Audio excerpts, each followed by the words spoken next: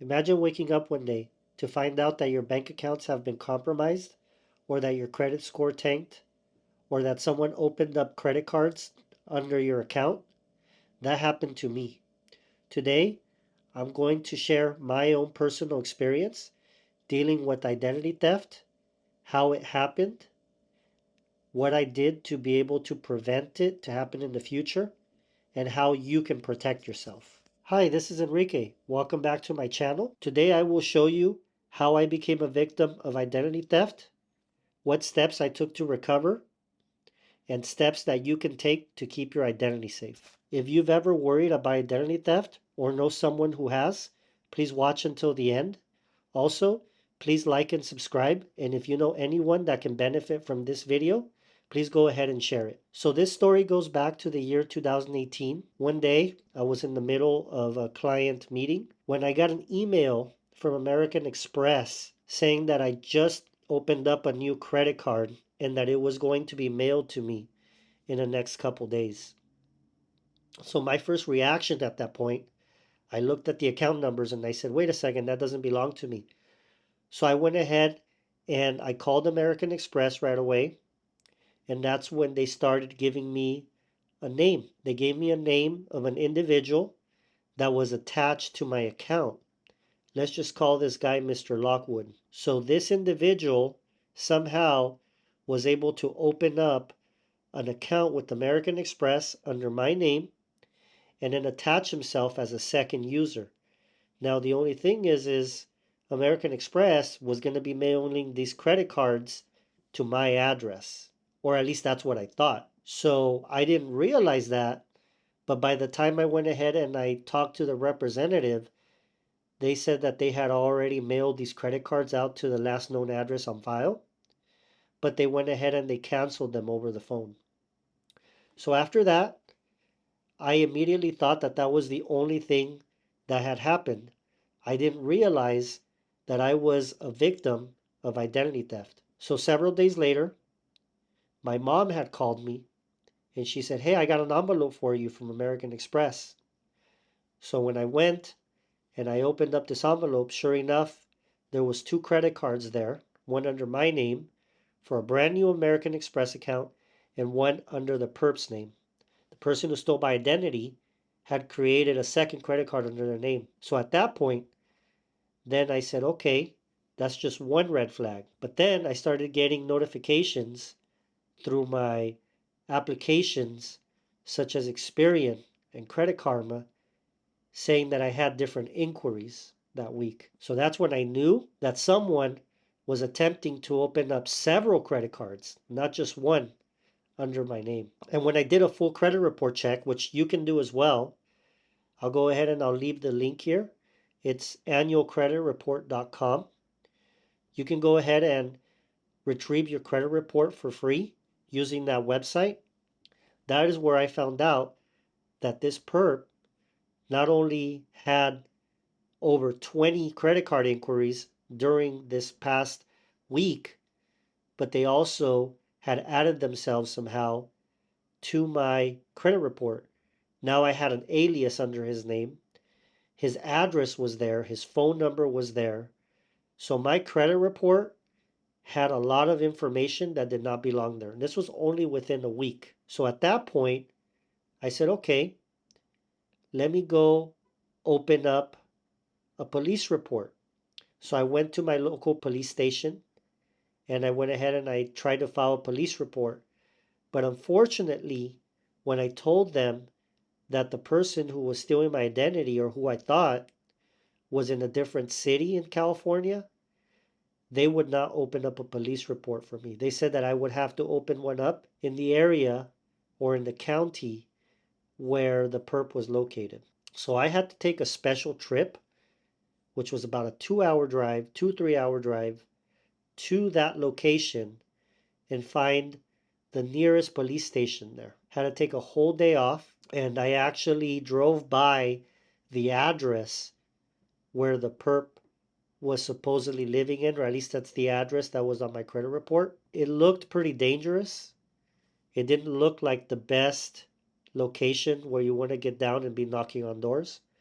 So I tried filing a police report in that city, and unfortunately, the police there also did not want to file a police report. So both places didn't want to file a police report because they both said that I had to file in the opposite area. So nothing was able to get done in that regards. None of the police stations wanted to do anything about it. What I did instead, I called up all the bureaus. You got Equifax, you got TransUnion, and then you got Experian. I went ahead and I froze my credit on all three.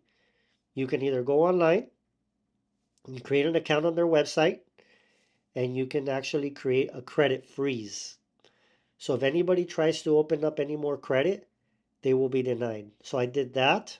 That was one thing that I did. I went ahead and I, just for security reasons, I changed all my passwords on all my banking institutions and credit cards.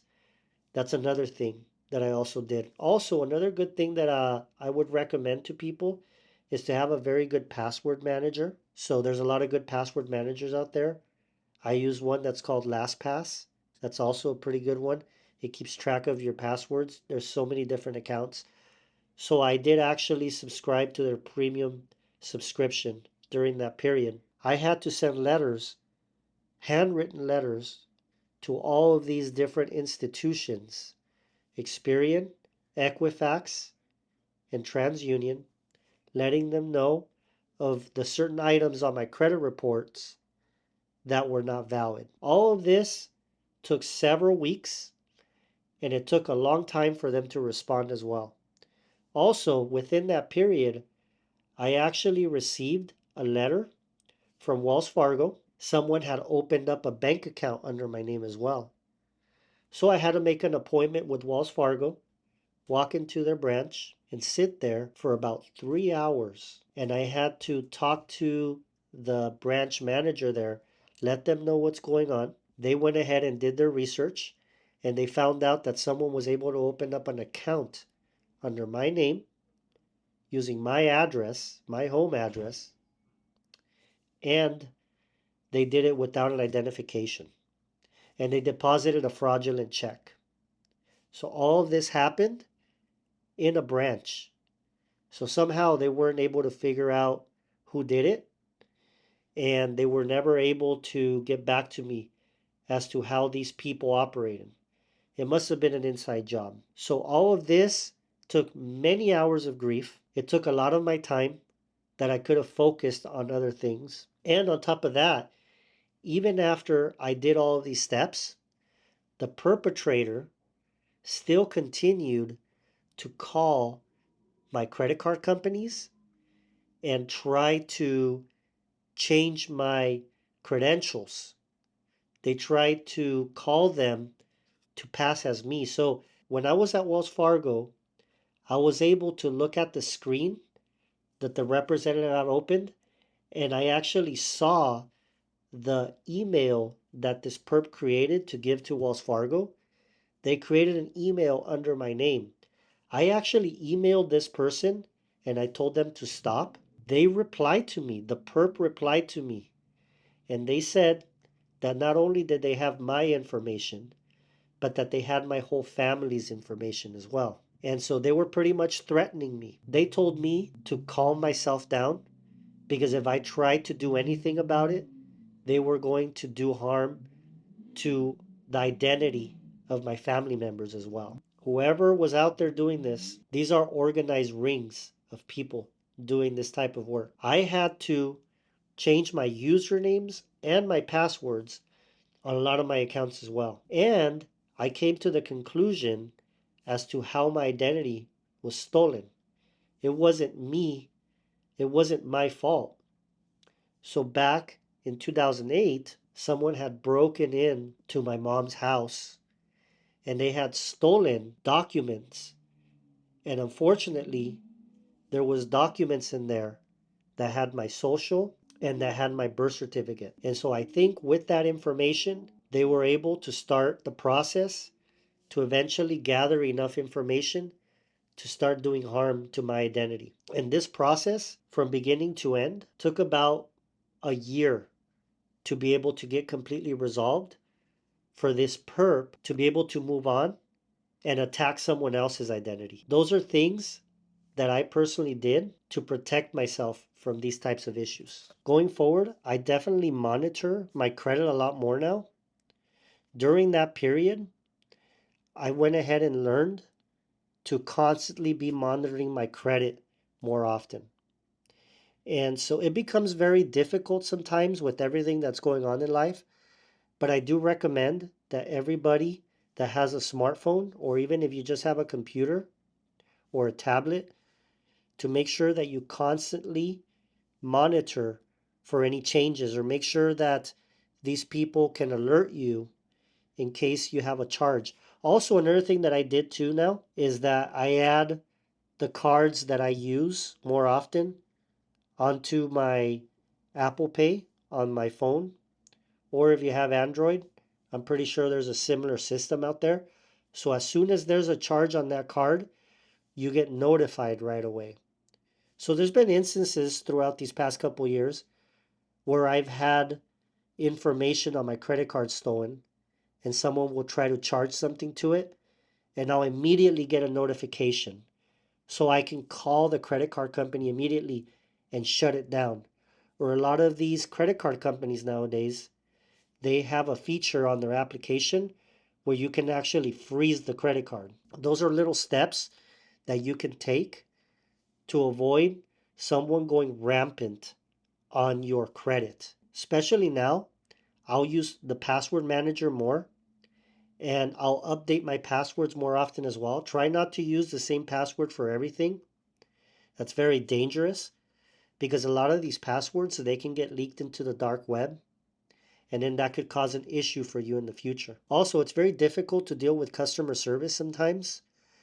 I noticed that these credit card companies, when it comes to identity theft, they also can make it very difficult sometimes because you have to go through a lot of security features, especially if the people who are stealing your identity are trying to call them to pretend that they are you.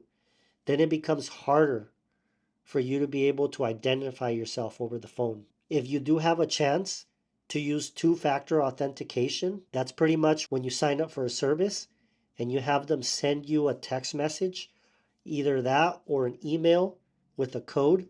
I highly encourage it.